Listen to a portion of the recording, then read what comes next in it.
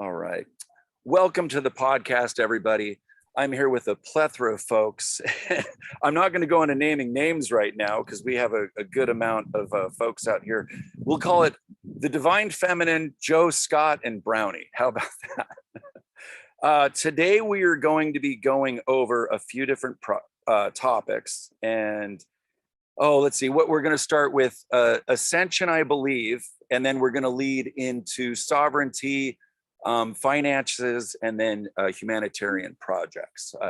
So that being said, I believe since we're starting off with Ascension, who feels most excited about going into Ascension? Anybody with a hand up on that one? Perhaps Brownie or Rebecca, maybe? Yeah, Rebecca?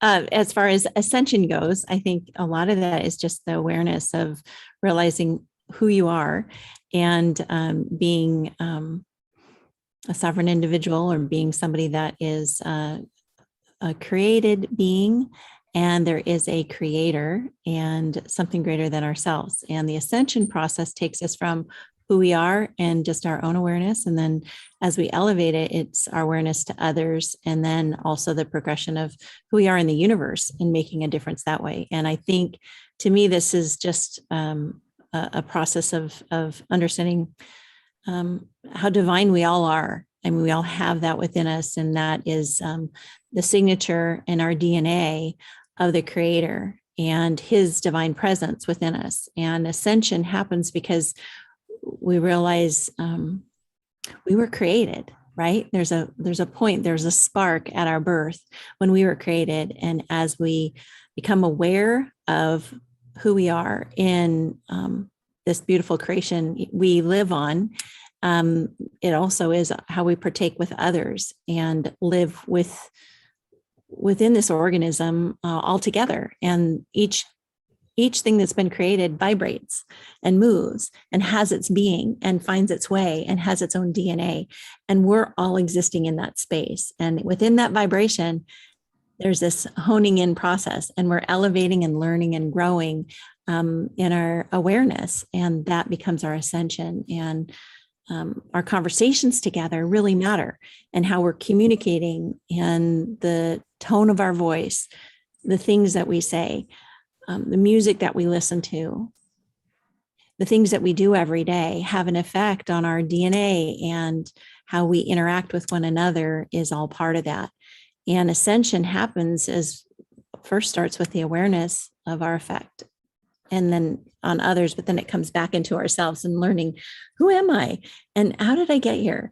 And what's my purpose while I'm here? And once you become aware and more aware of that, that's the Ascension process. And we hear about it 3D, 4D, 5D, and beyond. Yet I think each of us are gaining awareness every day that we are seeking an answer to that purposeful question inside that is our heartbeat. And I think that's where I would start, in just saying that's what Ascension is, as I've come to know it. I like it. Anyone else want to add? So what we're going over is how all these tie together. And also we're all learning the lobster wallet as well, but we're trying to focus more on other things this evening. So if anyone else wants to add to, what they feel Ascension is, or what's important to them about Ascension and the process of it, feel free. I like to add to that when Rebecca was talking about the 3D, 5D. So what I've come to notice that there's so many attacks on people. If I think we can figure out who that is. And it just seems like that's an old way of thinking. We're transitioning to a new way of thinking where I like to use the word resonate, because everybody's on a journey. So it's not really like what they're doing is wrong. It's just they're just on a different journey. And so pointing out, I guess, kind of bringing that back, is not pointing out what the faults are or that they're doing something wrong. It doesn't matter. Right? It just doesn't matter. It's just what resonates. And if it doesn't resonate, move on.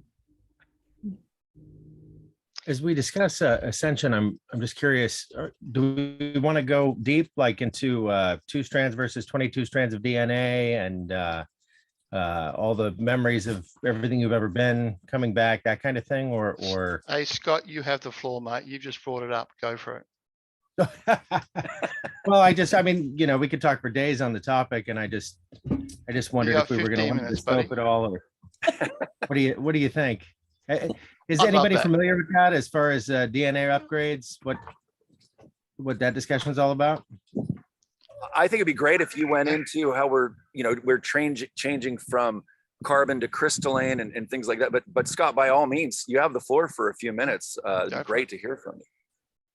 Well, you know, you often hear about the Ascension symptoms, and I'm curious as to how that's gone for all of you. You know, in the last but I felt it for the last several years, a lot of different changes, physically, emotionally, interpersonally, all kinds of different ways. And it's been quite a process. I mean, it hasn't exactly been a bed of roses, but there's been some really, really amazing insights that have come through the process. And I'm kind of curious if anyone has had a similar experience like that. Well, please go ahead. So last night for me, something strange happened. We went to bed and I was awoken at 2 o'clock in the morning, this morning, with the sharpest pain right through my right ear. And I thought, what in the world is going on? Now, I'd had sharp pains in my left ear before, but never in my right ear. So when I woke up at 2 o'clock this morning, I literally looked at the clock and went, what the heck? And then as I'm laying in bed, what I heard was an aircraft hovering over, I'd say the yard, but it really was an aircraft hovering over like a helicopter would just hover. So I thought, what in the world is going on? So I got up, looked out the window, and it was so cloudy, it was gray. There was no skyline that you could see. It was just gray. I thought, this cannot be right. So I went to the back door and opened it and looked out. Now, right, fear kicks in 3D, and I'm standing there in my bathrobe. It's 2 o'clock in the morning. I'm like, I'm not going outside. So I don't know what I was going to discover. So closed the door and went back to bed. But what I noticed was at 2:17 a.m., the hovering was gone. Okay. At 2:19 a.m., the pain in my ear was gone. And I laid there and I went, I am totally like from 11 to 2 a.m., I'd had enough sleep and I was ready to get up and start the day. So things like that are occurring more often than not. They're just strange, and I have nothing to link it to other than a strange event, right? So that's part of the symptoms that I'm encountering through this journey of ascension, new creation, redefining who I am, the whole process. So that's what I'm getting. Any other of the lovely people out there? There's so much to say, I'm sure. So please. Oh, I'd like to say there's a lot of people who will be not able to sleep in a long time, which is like most likely when you sleep in and then, you know, current is like a wake up in 2 o'clock and they try to go back sleep, but they couldn't sleep. And also some people who have earbuds, kind of high pitch earbuds. In some cases, food taste change and all kind of things. But you know, again, but ascension, what I wanted to say, it's everything is frequency change. So, you know, becoming new, all the stuff is almost appealing, whole thing in the body, it's that much change inside us, also relationship, and everything's. And I think it's just natural and for the better and parts of a evolution process. That's what I wanted to say. Thank you for that. Seems like those days you can just feel the Schumann resonance just going off the hook. And then I have an app and I check it, and sure enough, there's huge spikes in the Schumann. The whole earth is feeling it. It's pretty interesting how different people interpret that energy, but it's undeniable for sure. Yeah, so just going back to what Rebecca said earlier, it's, for me, it's like, that those things that light you up are what's going to lead you in the right direction to where you should be going. And I think for me, it's like it's okay to kind of, to really open yourself up and feel that now and go in the direction of where you want to go for a change, because, we've all been going where we had to go to make money or, for other people, that kind of thing. And what I feel now is it's okay just to be us and really resonate with what we want to do and what lights us up inside. So, that just kind of came to me when Rebecca was speaking. Yeah, I think for me, when I look at the last two and a half years since the pandemic started, I'm a different person to what I was back then. I was very ego-driven and very self-centered, and I've just found the process over the last 2.5 years, I've totally changed. Now I've lost a lot of friends, gained a whole lot of new friends, but for me, all I want to do is try and help as many people as possible. And some people get that, and some people think that, why are you doing that? But at the end of the day, we're all in this together. And the more that we, particularly before the event, and we're building our assets up on Lobster, the more that happens, the more people are going to have the funds necessary for the wealth transference and to be able to do humanitarian projects. So, this whole thing about resonance and what resonates with you, you'll often see that you can, two people can hear the same message. One is resonating, one is open, one is willing to receive, and the other person, it's a brick wall. I mean, for me, the biggest thing that I've found when it comes to Ascension's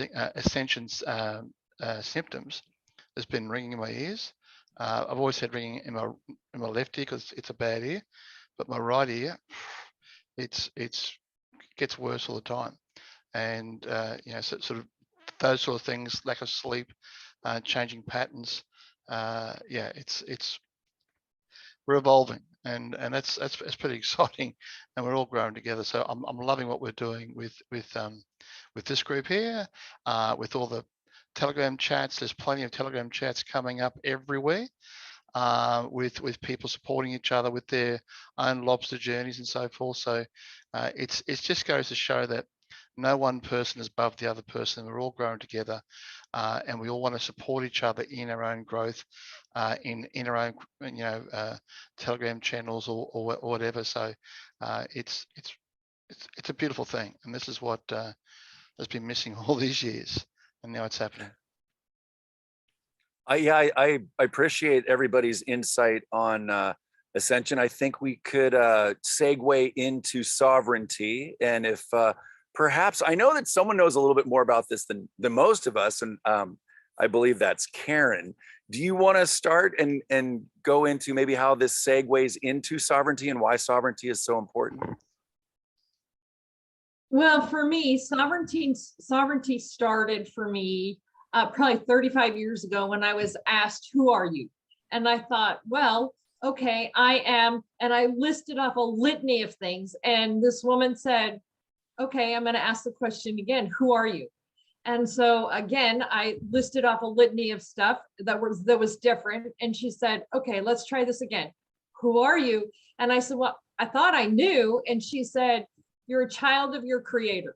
And I went, oh, okay. So my ascension started then. And then with just growing in that relationship, I started noticing things that just didn't resonate with me. They just weren't right. And around 2000 and I think it was about 2018, I'd heard about American State National, but I didn't really know what that meant. And the more I dug into it, the more I knew that that's what I wanted, but I wasn't sure how to get there.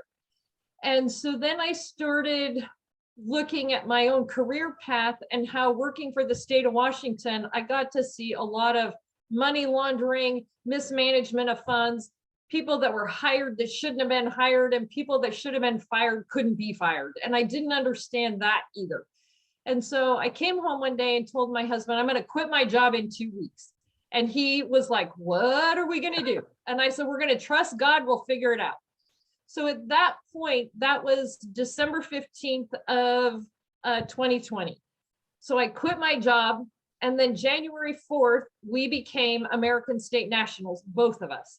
And so at that point, it was really then about learning about language and jurisdiction, the land, the sea, and the air. What does that really mean? Can I be in multiple jurisdictions at the same time? Should I be in multiple jurisdictions at the same time? And then it really was, how can I use the jurisdictions at different times to my benefit? So I've done everything from declaring our sovereignty to returning state issued plates to the government and canceling them. Now I have no state plates on my vehicles. I have American State National plates. I got a passport. I have been pulled over and educated the state patrolman instead of becoming belligerent, use that as an opportunity to educate them. And then I've had police officers pull up next to me and ask me to pull over so we can have an hour-and-a-half conversation so I can educate them. So that's been exciting. I started the process to get a land patent and then discovered that the original land surveys of all the land were guesstimations, and therefore I'm not really sure land patents are legitimate. So that's been interesting. I've learned that I do need a driver's license, even though for about 6 months I did not have one, because when I go to some entities, I have to be able to prove I have a vessel, and the vessel is actually doing commerce. So I do need a driver's license and I do need a passport. So it's just been a lot of things. However, the greatest thing that I have learned through this whole journey in declaring my sovereignty was the night that we declared our sovereignty and we sent our documents off. My husband and I never slept so good, ever, because now we know that whatever the weight of this corporation is that they're trying to put on us, we know that we know that we know it's not our debt. It just is not. So through this process, I've created private membership associations so that I can actually do exchanges with other people outside of the corporation's dictatorship, which has been really enlightening, because today I actually tutored somebody and they paid me in silver ounces, which is really cool. And so that had never happened before. And I wouldn't have understood the significance of it if I hadn't declared my sovereignty. Well, and that ties in the fact that you brought up, it's a membership, and we've talked about how when these blessings do come of the humanity and people wanting to set up humanitarian projects, that why would they want to set them up under a nonprofit or a 501c3 when they can set them up? Can you just go a little bit into that, if possible, is a way that people can understand how they should be set up to make it more beneficial to them? So what I did is I'd heard about private membership associations, but I didn't know what that really meant until someone said that you could actually create them up under the IRS tax code of Title 26, 508 C1A. And I thought, what the heck is that? So I went and dug it up. And sure enough, according to the IRS tax code, it literally is a faith-based organization. And I went, that's a no-brainer. Okay, fabulous. So what I did is we created a ministry called Divine Living Ministries is what it's called. And underneath that, we have 3 projects. We have a health and healing center project. We have a grocery store / food bank project, and we have a construction project. So none of those are reportable to the IRS. None of those are reportable to the FDA. None of those are covered under the CDC. None of it. Transactions are not covered. Barter trades are not covered under it. Nothing. So having gained my sovereignty, now means I have a completely new way of doing interactions, transactions as it may be. I can do it in any capacity that I want to. So what would that really look like in like real terms? So here's how I use it. My friend Marianne comes to me and she says, hey, I want to use some of the modalities in your health and healing center. I say, great. Here's the application to become a private member. She completes the application. I say, fabulous. We complete the transaction, no matter whatever therapy it is or whatever. She agrees to pay me or the exchange, right? And then she leaves. Then I treat 10 or 15 other people like that. And then what happens? What do I do when the FDA comes to my door, or the CDC or the medical board comes to my door and says, hey, we heard you've been treating these 10 people. What I get to say is, this is a private membership association. You are not a member. You need to leave. And I close the door. That's it.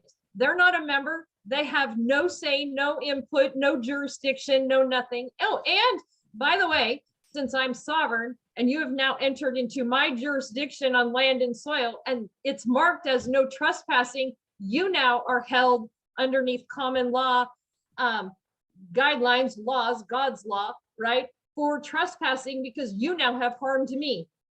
So this totally opens up a brand spanking new way to do business, and all of us should be doing this. All of us.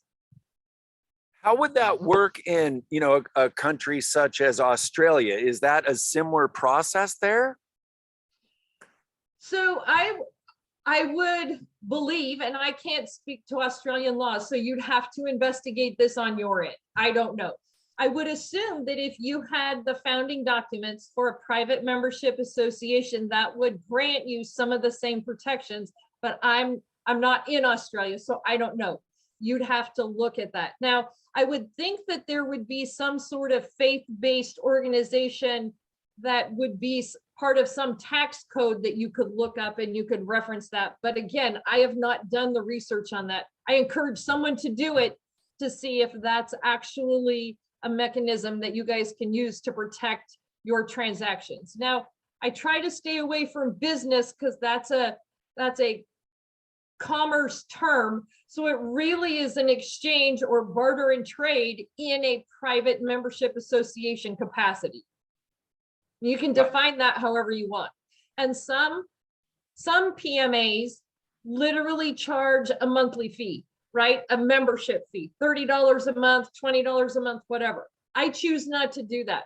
I have a clientele that needs the service, but they can't afford a monthly membership fee. So what I do is I have clients or customers, whatever, that will pay me, and out of their payment, I literally take 10% of that donation that they've given me, and I take 10% and apply that to their membership. So if somebody pays me $600, it's $60 pays their membership. If somebody can only pay me $10, $1 pays their membership. So so you can structure it however you choose to do that. I like it. Anyone from Australia want to jump in on that topic that has some insight, or where are we feeling with sovereignty at this point? Sorry, I don't know enough about it to comment. Sorry. Well, we're all still learning. So, and there's a lot of great resources that I'll be adding, and one of the people to learn about sovereignty from primarily is David Straight, and he was on. You can find him at his website, which I don't have on me right now, but most recently he did do a podcast with Mel for something that I've seen recently. That's the most recent one. So let's move into the financial abundance section of the podcast. I think all of us are here because we're hearing about these opportunities. So we've got sovereignty, and then we started with Ascension, and I think where this is going as far as the financial abundance is, first we want to get, like, I know for myself, I know that I need to put the oxygen mask on myself first, and then you know, we could, but part of my project is, you know, having this podcast to help people learn and connect them, and then grow together and send people in the right direction. So as far as financial abundance, who wants to go into that topic, and any takers on that one? Brownie? Yeah, I'll go. I'll go Please. first. Yeah, look, I mean,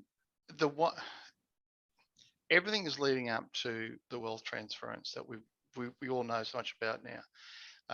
We've all been working hard in our own little way, learning and growing together, and you know, trying to unpack this lobster thing.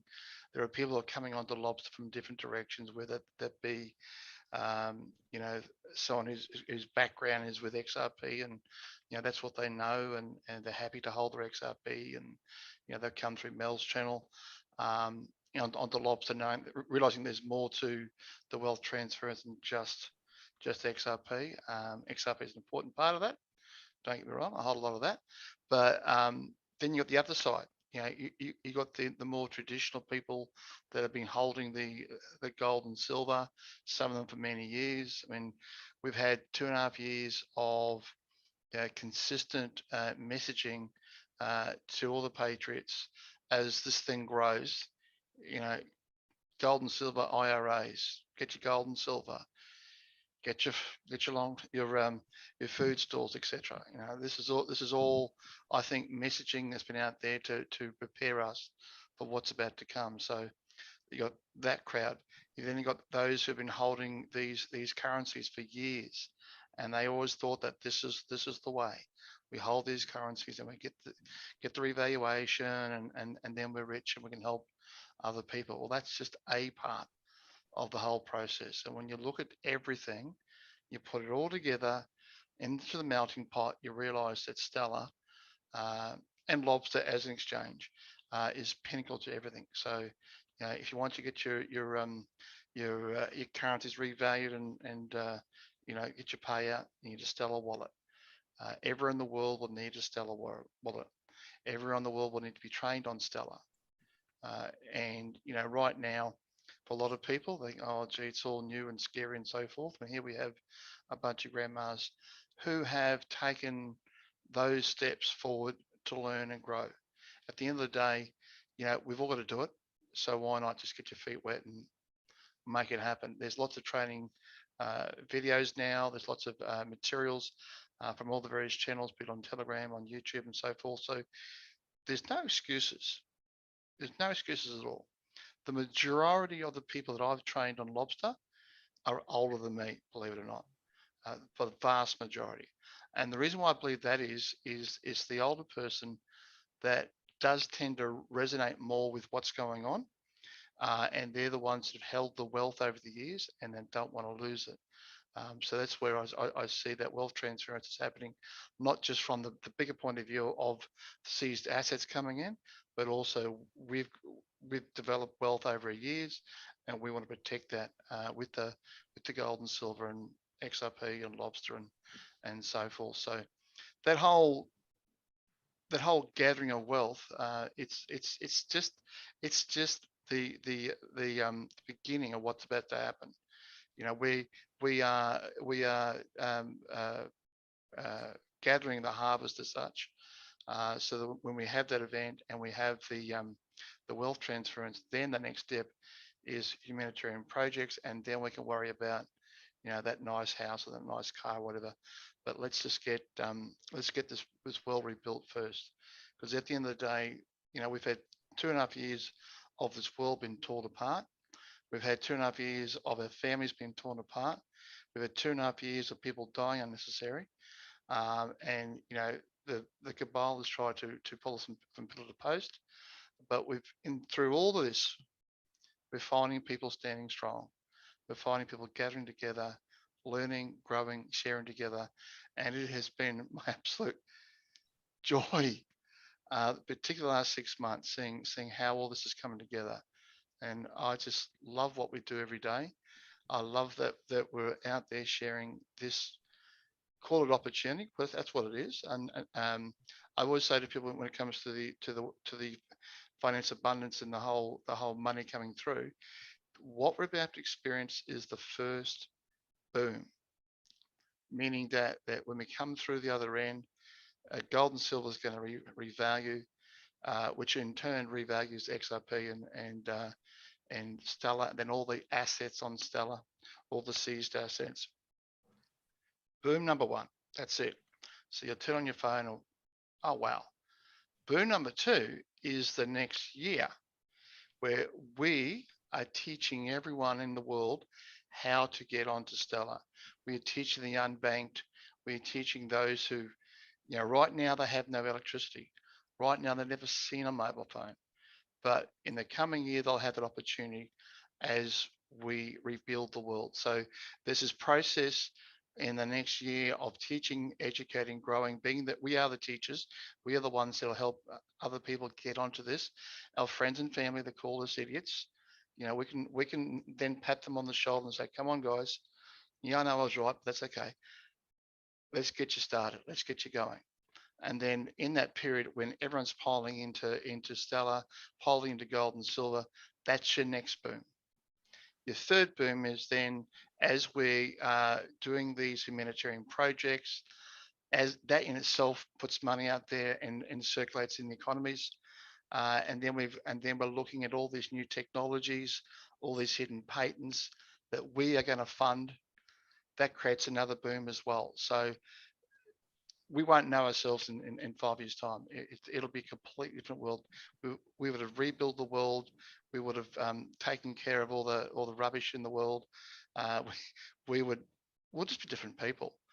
So the next 6 months is critical, just in that rebuilding phase of getting people up and running, and then it's then rebuilding the world, and then, as Elon says, it's off to Mars.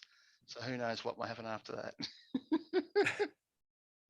And I do want people to know, you know, this Mel had put a title on one of the videos from a few weeks ago regarding grandmothers. And from that, now there's grandfathers jumping and going, well, hey, I don't want to be left out. And then there's some teenagers going, wait a second. So this, where we're taking this, and I had a conversation with, this is for everybody. And this, all we're trying to do is connect people in their local communities with the divine feminine that I have here. We now meet in Puyallup weekly, and we're part of a group where we communicate not only through Telegram, but there's a few calls a day through the Telegram chat where people are helping each other. You know, I made a kind of a mistake yesterday. I didn't thoroughly check the name of something, and I mistook an I for an L, and that little thing, and looking up, you know, the address and lobster, it's a big deal. So, you know, reaching out and sharing what we're doing. Like, I was frustrated yesterday, and with the same thing, and that asset I was talking about, I told Scott, and Scott bought it, and then I'm sitting there like, no, I didn't mean to send Scott down the wrong path. So it's great to have a group, and it's great to actually meet in person too, because it's really a challenge to do this just over Zoom. So part of what I'm saying is we really want to help people meet each other in their own cities, towns, states. However, you know, we don't have an exact plan yet, but we are working on that. So I just wanted to interject that before we move into any of the humanitarian projects, and then of course open the floor for whoever needs to interject and say whatever they'd like. Well, look, one thing you've hit on is very, very important, in that the ultimate goal of all what we're doing here is to connect, to meet new people who've got the same goals and ideas. Meet in your local area. I've done plenty of you know, coffee chats and breakfasts, and I'm doing an event on the Sunshine Coast next Saturday afternoon, where there'll be 130 odd people in a room, do a presentation on lobster, answer questions, then go have some drinks and socialize in the meal and so forth. That's bringing people together. And when you get people in a room, you know, 20, 30 people in a room, the energy is amazing.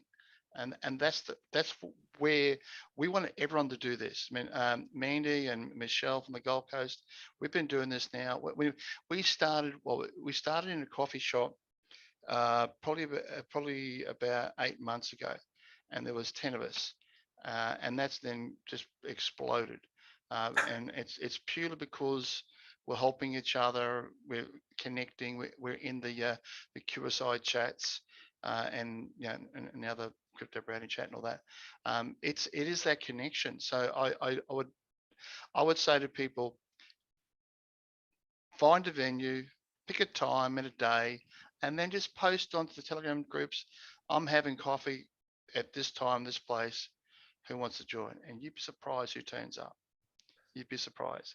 And then from there, with that, once you've got that connection, then you can grow from there. Because at the end of the day, after all this process has happened, we're the ones that we need to work together to work on these projects, which I think projects, that's a good segue into the next section. Well, before you do that, I do have a part that I'd like to share on the financial abundance, and Oh, please do. Oh, yeah. Well, Please, by all means. Gee whiz.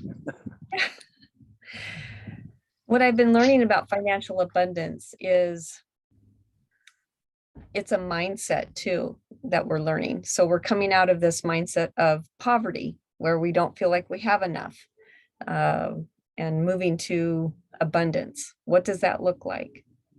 Not just having that conversation in everyday life, or just thinking to yourself, what does abundance mean to you? As we're transitioning into more the humanitarian projects and want to bless people, I feel like we are in a position, I actually look at it as a mission from God, that we have a duty of care to help people, because our blessing somebody could actually be to their demise if they're not prepared, the mindset ahead of time. So I think we have to be aware of that, how we approach that. So yeah, I guess just the awareness of us not only recognizing the poverty and abundance mindset in ourselves, but how that will affect other people when we are in that position to help. Can I say something? Please. Yes. Abundance means not just the financial side. Whole this life in the planet, everything is upside down. Education, law, food, what we eat, the whole life everything is upside down. And we are solution. We know the solution, how to change. And that is almost connected to the humanitarian project. We are source for the change, to flip over for the better way. That's what I believe. Thank you. I think that's great insight. I think that's why, to learn all these different aspects that we're talking about today, it's a mindset, and they all go together. So that being said, are we ready to segue further into humanitarian projects? Can I just say something, Joe? Please. Yeah, I was very impressed. I don't know if anybody saw, and I'm sure you have, I don't know why I'm saying that, but anyway, Emily, and I believe it's Annie, did a beautiful video. Did anybody see that? Where they were really sharing, like, it really stopped me to really ponder what they were saying, because the gist of what they were saying was, each person has to really stand up and take full responsibility for even this process of getting on Lobster. There are many challenges, ups and downs and many things, but they were sharing that some people, like on Telegram, were saying, can you tell me, this, that, or the other. And they would say, it's there, just do a search. Everything is there. We've given you all the information. You just have to make the next step, take that one more effort. And really, bottom line is full responsibility for, your own success and your own evolution in this process. So I was really, really impressed with the fact that, Annie was sharing about, I think, a meditation and You know, if you were saying, I guess basically any kind of excuse, how, you know, oh, I don't have much time, I got 10 kids or whatever it was, you know, it's like, oh, that means you really need to to meditate and, you know, give yourself the space, you know, mental, spiritual, you know, maybe sometimes even physical space to challenge, because really it's in the challenge that we grow and we get benefit. It really is. And we have many, many more challenges beyond this in terms of humanitarian projects and helping people and actually navigating human nature is quite a challenge, you know. So I just wanted to share that. If you didn't see, it's Annie and Emily. I don't know the specific name of it, but you know, we all are actually the treasure. You know, the treasure isn't outside of us. We are all the treasure and all that we need. We're all, each and every one of us, enough. I've been saying that to myself, you know, being in this process. It's kind of easy to think, oh, well, you know, when I get this or that and, you know, whatever, then I'll be enough. And it's not really true. The true enough, the true treasure is each one of us, our human lives. It's boundless. So we can do it. You know, I know we can do it and we can come together. But I just, you know, wanted to share that it was so encouraging for them to kind of leave the aspect of the lobster and the, you know, all the other the exchanges and all everything, the tokens, and really bring it down to the human being, each one of us taking individual responsibility. So just wanted to share that. That video you're talking about was the new Money Mastery series that you started on the QSI channel. Oh, so there's two episodes thus far, and yes, what they were both going through in the first video was essentially that it's not just about your spiritual growth and your ascension, but it's about your family and friends after the event who haven't raised their vibration yet. You're there to help them, because if you give money to someone that's still in that 3D thinking, then all you're gonna do is give them do them more harm than good. You know, if someone's is homeless, they need money thrown at them. They need shelter, and then they need education. They need to have their brain rewired. And that's where I think the medibeds will come in, from the point of being able to rewire a lot of the homeless, the people in jail, the people that really need to get to have a good basis to work from before they can go forward. Because if you're still relying on your old stinking thinking, then you are not going to get anywhere. And thankfully, us here, in our own way, we've been resonating, and we've been you know, lifting our vibration through this whole last 2.5 years. We're the ones that are blessed, and that we've taken steps forward every day. We're doing something new, we're learning something new. We're not sitting there watching TV and getting scared to death by what they're saying. So we are ahead of everybody else, but then after the event, it's our job to drag everyone up to where we are, so that we can all rebuild the world together. So that's an important part of this. So I do see the first initial projects being re-education and housing. That's got to be the first priorities, I think, and then we can go on to big and greater things. So just recently, I have acquired this girlfriend in my life who's got some strange characteristics, but I really love her. And she came over the other day, or no, it was 2 weeks ago. And we're just having a conversation where we both got kind of raw. And she actually told me that at the age of 43, she didn't know how to read. Okay, so it was not in my humanitarian project to be an educator or a teacher. I didn't want any aspect of that. But I've become a good enough listener that I could hear her when she said, I'm 43 years old and I don't know how to read.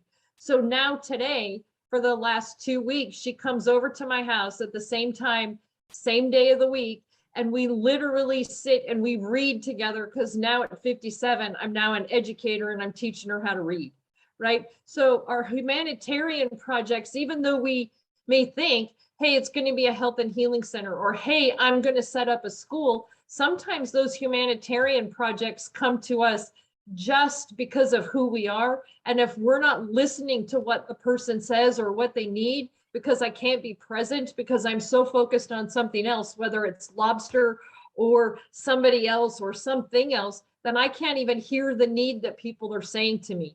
Now, it wasn't something that I thought I was going to be doing, wasn't even something at the beginning that I was even looking forward to do. But when she said that, it was in my creator that I went, I got to help her, right? This is what we hear all the time. They're functionally illiterate, just enough to get by, but not enough to know anything else.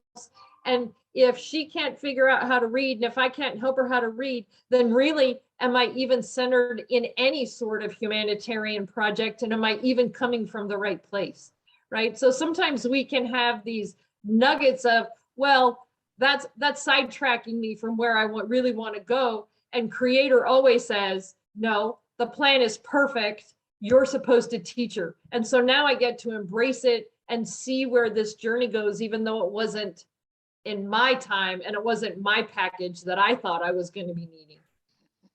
Wow, thanks for sharing that. Is there any, I know that there's some quiet ladies out there. Is there anyone dying to throw any of what brought them here? Maybe just any topic you want to talk about at all, just to get your 2 cents, because you never know what value you can bring to a conversation.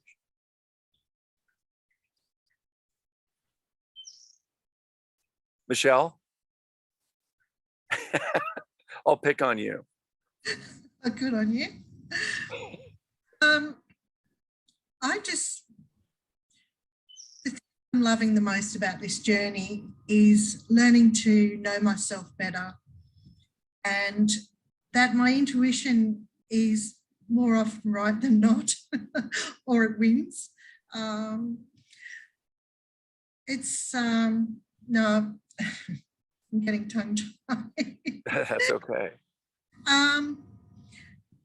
Yes, and it's hard when other people can't see that, but I'm learning to understand that and trust my intuition, and especially with the events that are going on around the world and in Australia recently, and to know not to get caught up in the fear of it, and that's all part of the plan, and to enjoy the process. I must say, even with the election that we've had in this country, to me, it's been a comedy, and that's how I look at it, because I know what the plan is and I trust that plan. I can see it for what it really is.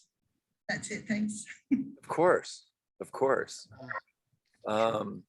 Any other humanitarian? Now, I know, Brownie, and I'll include the links below. I know that you have a couple of Telegram channels that people can definitely connect on. Do you want to talk a little bit about either or both of those? Yeah, well, I mean,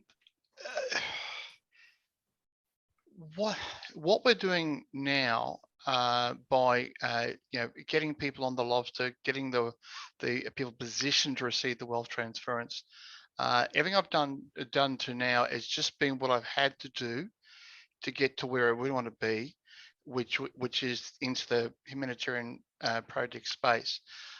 So my main Telegram chat's now at about 2,500 after almost 2 weeks.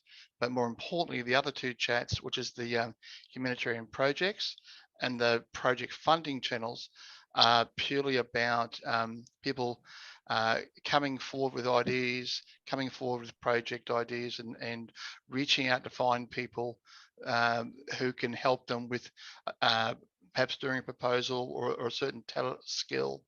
At the end of the day, we can't do these things by ourselves. So those 2 channels there are purely designed to try and bring people together so that projects start to roll it in a organized and structured way. Because then again, as Erin was saying, we don't want to be throwing money at things that aren't going to benefit a person or an entity. or a community. So we've got to do these things in an organised and structured way. So part of that, I've been talking to one of my other admins about putting together sort of a formal structured form that I'll be putting out today to sort of gather the people who want to either get funding or be part of funding something else. So that's all part of what I'm developing to try and bring people together all around the world who can, think locally on their own little projects, but also there are people who want to also, work on big projects as well that are multi-country projects. So, there's so much going on, and once we have the event and that wealth transference, then our mindsets will totally change. And even right now, I'm accused of my brain looking, I'm living 6 months in the future rather than living now sometimes. All my dreams are building and projects. I wake up in the morning with tremendous ideas. That's just where I'm at right now, and it's exciting time to be. Beautiful. Anyone want to, is there anything that we haven't covered or any topics that you want to throw out there that we've missed or anything? Please feel free to ask a question or lend some insight.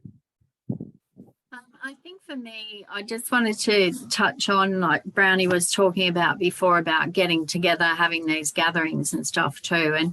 And I was at that coffee shop at the first meeting. And then we moved to a park, which was awesome. We just had this lovely community gathering in a park, and all kind of, spoke about what we wanted to create and things like that. And it was beautiful. And now we've kind of moved on to bigger gatherings and things. But I had one on Sunday morning where there was just 11 people there. But it was brilliant, and it's great that I can sit across from somebody and show them these tiny little things on Lobster that make their life easier. And it just makes a huge difference to people, because that tiny little thing that you share with somebody is the thing that stops them a lot of the times. It's like the smallest things, and you just can't get your head around it. And once somebody gives you the answer to that, just to step through it, then you can go on and learn so much more from there. So, and just open people's mind to the humanitarian part of it as well, and make sure that they start thinking about that and processing it too, because there are people coming in, at a great rate now, and there's a lot of people coming in that haven't even opened their minds to that yet. So it's great to be able to sit face to face with people and get them to really think about, how they want to help, and when the wealth is created and stuff. So love those gatherings. And I think I'm going to try and just do like coffee catch up once a week now, something, just see who wants to come. And because I love the face to face, like Zoom's great, Telegram's great, but I'm like, I love being face to face with people and connecting that way. So yeah, that's what I'm going to do. But even on the Telegram chats, like if you can just jump on and help one person a day with their simple question, like the questions, because there's a lot on there that I don't know, I can assure you. And but the things that I do know, like I just jump on every now and then and kind of go to the bottom and see what the questions are and think, I can answer that for that person. So just jump on, give them a quick answer. You get a thank you and off you go, kind of thing. So you've just helped. Every tiny little thing that we do just helps more and more people get on this journey and creates a bigger mindset. Like we want to create a bigger vibration to get this thing happening as well. So the more and more people you can help and keep them going forward, the bigger that vibration gets, and the closer we get to, this all becoming a reality as well. Yeah, it's key that we raise the awareness and consciousness of everyone around us. That's the only way we're going to get where we're going. So, Any of my divine feminine women up here in Washington that want to throw anything else in? I just was thinking of the divine feminine. There's the divine masculine there. And just to say, hey, I might be a grandmother and I'm also a wife, a mother, a sister, a daughter. And just because we may identify with one label where we've used in the past, we're so much more. And as a society, as a community, as a family of people that are coming together, that we're doing this in kindness and in love. And as we create an environment for others that they feel welcome to come into, that not one is above another. We're all standing arm in arm, side by side, and that everyone is welcome. And I think whenever we open up an opportunity like that, people are starving for connection, physical connection. So if you create an event, it's just going to create an opportunity for people to build a stronger bond and to open up their wallet from a standpoint of their lobster wallet and share what they're learning and how they're growing through that is a beautiful way to connect and learn from one another as well. So I just have to say, we started with a couple and then it grew and it grew and it grew just because of people. And we outgrew the space we were in and then went over to the library and just took over the boardroom and took over we're just continuing to grow. And I think that's the beauty of having a regular weekly meeting, if you can do that, but there's so much more. Just wanted to share that. Thank you very much. Anyone else? Anything else you think we need to go over, Brownie, or are we feeling pretty good with where we're at? Look, I've really enjoyed today. I think we've covered a really good range of topics. I think the key thing we've learned from today is that we're all in this together. You know, we've all come to Lobster and the Great Awakening, and you know, from different angles, different places. But we're all going the same direction. So you know, I'm just thrilled to see where, you know, in general we're going. And I know that you know, we are waiting for the event, but we're also not standing still. You know, it's every day that the event does not happen is a day to help somebody else prior to the event. So yeah, keep it up, guys. I've really enjoyed what I'm seeing on the chats. I'm really enjoying seeing the chats themselves, cross-sharing information and so forth. That's just beautiful. So yeah, I'm just loving what I'm seeing. Thanks, guys. Beautiful. So yeah, my name is Joe Rosati, and this is the Reflection Pool. And I'm sure that Brownie will post on his channel as well. Please, by all means, feel free. And until next time, you guys keep learning and growing and interacting and inspiring each other. So thank you all for being here. See you guys. Thank you, Joe. Thank you.